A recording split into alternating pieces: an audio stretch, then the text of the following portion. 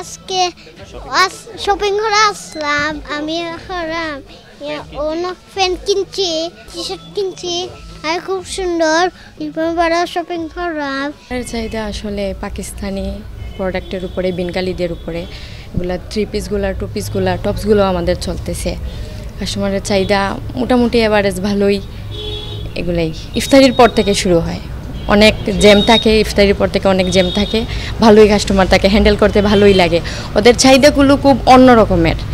ওরা কালার চাইছে, প্রিন্ট চাইছে, আমরা দিতে পারতেছি, সাইজ দিতে পারতেছি, এইটাই আমাদের অনেক পাওনা। ছোটোবেলার অবশ্যই ছোটোবেলার যে শপিংগুলো অনেক মিস করি এখন। তো এবার ভাতিজাকে নিয়ে আসছি। তো ভাতিজাদের ছোটোদের এবার ঈদ ছোটোদেরকে নিয়ে আসতে খুব ভালো লাগে, ওরা এনজয় করে খুব বেশি। ঈদের তো আমাদের অলরেডি 26 রমজান শেষ, আলহামদুলিল্লাহ আমাদের বিজনেস মোটামুটি যা হওয়ার হয়ে গেছে। আর এখন হচ্ছে লাস্টের টাইম, মানুষের বাড়িতে যাওয়ার টাইম হয়ে গেছে। অলরেডি আজকে লাস্ট ব্যাংকিং আওয়ার ছিল।